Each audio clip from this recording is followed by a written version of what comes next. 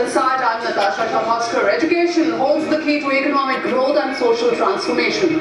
In the present era of globalization, education is viewed not only as an input to empowerment and social justice, but as being basic to the very survival of individuals and nations. In the past few years, we have seen a string of initiatives both in the primary and secondary education.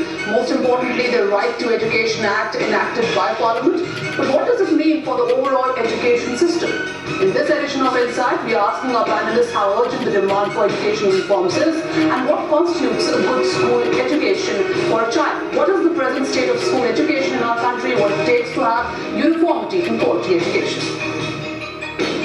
Union Finance Minister Arun Jaitley in his Budget 2017 proposed annual learning outcomes, innovation fund for secondary education, emphasis on science education, flexibility in curriculum to improve the education quality.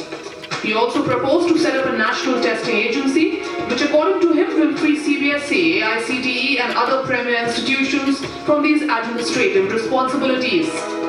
In a recent study conducted by Center for Budget and Governance Accountability, covering 10 states, it was found that despite the issue of shortage of trained teachers, spending on training has been one of the lowest priorities in the school education budget of the states. None of the states studied spent more than 2% of their school education budget on teachers' training. It is necessary for the government to go by a long-term policy on teachers' appointment and teachers' training, backed by increased spending, besides a range of other interventions to bring about significant improvements in the quality of school education. Right, so what's the importance of school education in our lives and what really constitutes a good school education for a child? Time to do a reality check. Joining me on the program today, very esteemed guest, Professor Kiran Devendra, former head of the Department of Elementary Education in NCERT. Thanks very much, Professor, for joining us in this program. Also, Assistant Editor, Economic Times, Urmi Goswami. Thanks very much, Urmi, for joining us in this program.